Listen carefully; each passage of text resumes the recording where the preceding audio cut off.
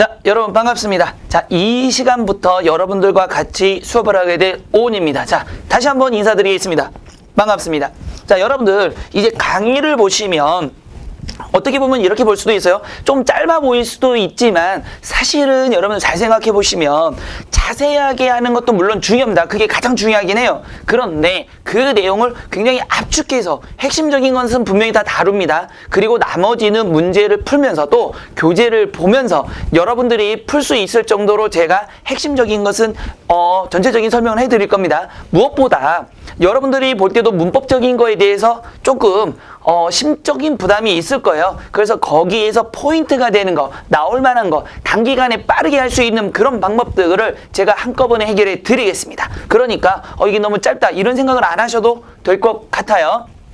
자, 먼저 보시면 언어의 이해가 들어갑니다. 자, 언어의 이해는 많이 나오진 않지만 간혹 나오고 있습니다. 그럼 간단히 외우자고요. 여러분들이 외울 건 외워야 되는 게 바로 이 문법 파트이기 때문에 자, 여러분 보세요. 언어 일반성은 뭐가 된다? 앞 글자만 따서 뭐라고 외우면 된다? 기자사역 분계추. 다시 한번 뭐라고? 기자사역 분계추. 이렇게 7가지가 있다라는 걸 체크하시면 됩니다. 자, 그래서 언어의 기호적 특징은요. 자의성, 사회성, 역사성, 분절성, 개방성, 추상성이 있다라는 거 확인하시면 되고요. 넘어갈까요? 기호라는 건 말 그대로 이거예요.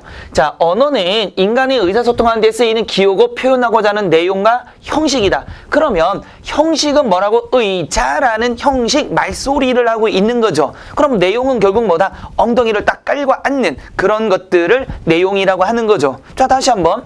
분필이라고 발음을 하는 거죠. 이건 형식이에요. 말소리. 그럼 의미, 내용은 뭐냐? 칠판에다가 뭔가를 적는 것. 그렇죠. 그래서 기호성에는 뭐가 있다? 내용과 형식, 즉 말소리와 뭐가 있다? 의미의 관계를 기호성이라고 한다. 이해되셨나요? 이런 거에는 뭐 지도도 있습니다. 분명히. 두 번째, 자의성. 이 자의성이 언어의 일반성에선 가장 많이 나올 수밖에 없는 파트입니다. 자, 자의성은 언어의 형식인 음성과 의미, 아까 분명히 얘기했죠. 소리와 말소리와 내용 사이의 관계는 필연적이지가 않다. 즉, 핵심은 여기입니다. 자의적이고 임의적이다. 밑줄 쳐두시고요. 이 말이 무슨 말이냐면 잘 보세요. 우리나라에서는 사랑이라고 얘기하죠. 사랑한다 했을 때 뭡니까? 난 너에게 호감이 있고 너와 같이 있고 싶어. 이런 의미를 분명히 갖잖아요. 근데 영국에서는 또는 미국에서는 영어를 쓰는 나라에서는 사랑이라는 말을 쓰지 않죠. 의미는 똑같지만 즉 내용은 똑같지만 뭐라고 합니까? love라는 말을 쓰는 거고요. 또 다른 나라에서 뭐 오아이니, 아이시대로 이런 말을 분명히 쓰겠죠. 분명히 뭐는 달라요? 나라에 따라서 의미는 같은 걸 가지고 다른 소리를 내고 있다는 얘기예요.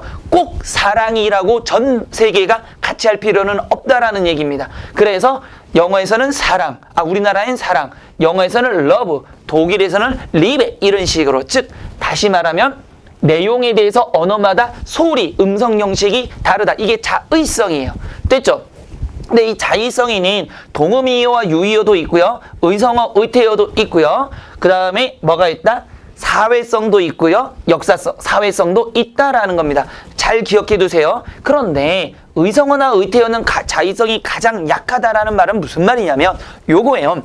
잘 보세요. 우리나라 닭은 꼬끼요라고 울죠. 근데 외국 닭은요 꼬꾸로 꼬꾸라고 운대요. 근데 가만히 들어보면 분명히 지들이 뭐 배고파서 울든 아침이니까 일어나라고 울든 소리를 질렀는데 분명히 다르게 꼬꾸로 꼬꾸 꼬끼요 이렇게 하지만 가만히 들어보면요 둘 다 꼬꾸로 비슷한 소리가 난다는 얘기예요.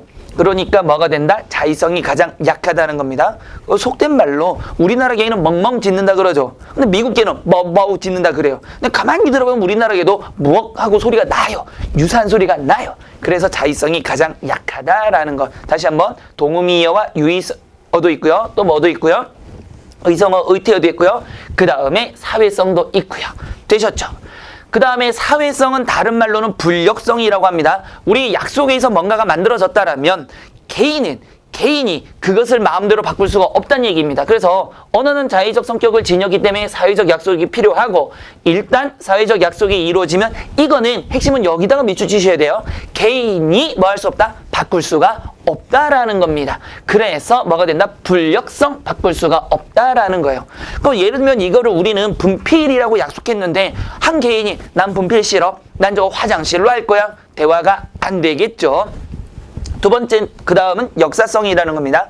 역사성은 오랜 시간이 지나다 보니까 어떤 일이 생겨요? 그렇죠. 누군가가 한 사람만 쓰는 게 아니라 말을 쓰는, 즉 언중이 모두 뭐를 쓰고 있다? 이 단어를 쓰면 바뀌어버린다는 얘기예요. 예를 들어서 우리는 뭐라고 하는 겁니까, 여러분들? 우리가 산이라고 하는 게 있죠, 지금. 근데 옛날에는 산이라고 하지 않았단 말이에요. 뭐라고? 매라고 했단 말이에요. 근데 예전에는 매라고 다 불렀지만 어느 순간 이게 산으로 불려지는 순간 뭐가 된다? 바뀌어버린다라는 겁니다. 이해되셨어요? 그래서 언어는 어느 개인이 일방적으로 바꿀 수 없지만 뭐에 의해서? 사회성에 의해서. 시간이 경과함에 따라서 의문이나 형태나 의미 등이 언중, 말을 하는 사람들의 약속에 의해서 바뀌더라, 이겁니다. 여러분들 그 교재 보시면 나와 있지만 뭐가 됐습니까? 지금 가을의 의문 변천이라는 게 나와 있죠, 분명히. 가을의 의문 변천은 가잘부터 시작해서 나오는 겁니다. 거기에는 이제 나오지는 않았네요. 그죠? 가을은 가잘, 가절, 가을, 가을로 바뀌는 거예요. 전차로도. 아래 하자가 있는 게 다 빠져버렸네요. 전차로는 까닭으로 바뀌어버린다는 겁니다.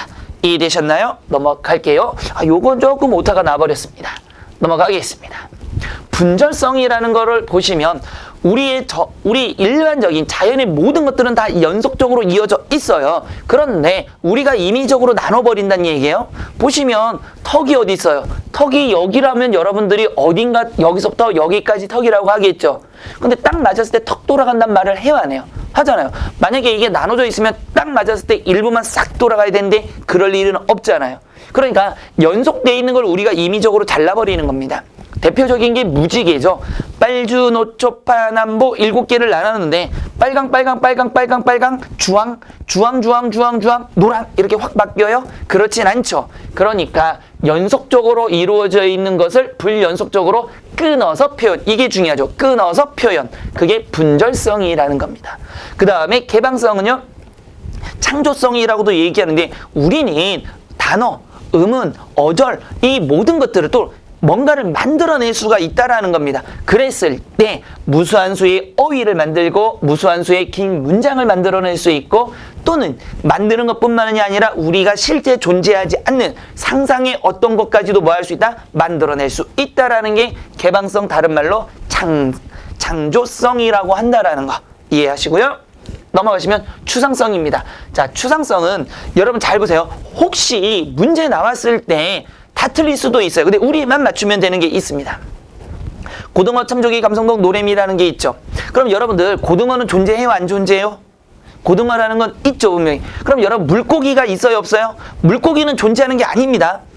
그럴 리가. 자, 물고기 사러 가죠. 근데 물고기 살 수 있어요? 없어요. 왜 없어요? 물고기 주세요. 그럼 물고기를 줄 수가 없습니다. 뭘 줘야 됩니까? 갈치 주세요 하면 갈치 주고, 고등어 주세요 하면 고등어 줄 수는 있지만 물고기 주세요 하면 아니 그 중에 뭐요? 물어본단 말이에요. 이 말은 뭐냐면 고등어, 참조기, 감성돈, 노래미를 추상화시켜서 얘들을 묶을 수 있는 게 뭐죠? 물고기라는 거죠. 그럼 물고기는 총칭어가 되는 거예요. 총칭어. 그러면 총칭어인 물고기는 이 구체적인 것들이 추상화 과정을 거쳐서 만들어진 물고기라는 총칭어는 실제 존재하지 않는다라는 겁니다. 이해되셨죠? 자, 하나 더. 과일은 존재해요, 안 해요? 안 합니다. 근데 사과, 수박, 포도, 딸기는 존재하겠죠. 그런 것들의 공통된 속성을 만드는 게 추상화 과정이에요. 그 공통된 속성은 결국 뭐가 되는 겁니까? 과일이라는 총칭어가 나오겠죠. 이때 과일은 실제 존재하지 않는다라는 거 이해되셨죠? 자, 두 번째 언어의 구조적 특성입니다. 자, 넘어가셔서요. 언어의 구조에는 체계와 규칙이 있다라는 거. 여러분들 교재에 보시면 나와 있기 때문에 얘는 한번 읽어보시면 충분히 할 수 있습니다. 체계는 의문 형태소 단어들을 일정한 체계를 이룬다. 뒤에서 배워야 되겠죠. 단어의 체계를 활용하여 무수한 표현을 만들어낼 수 있는 게 체계고요. 규칙은 일정한 규칙으로 짜여 있고요. 비문법적인 문법을 문법적인 문장으로 고친다. 뒤에 보면 이게 문장의 구조가 올바른 것은 이쪽에서 좀 나오고요.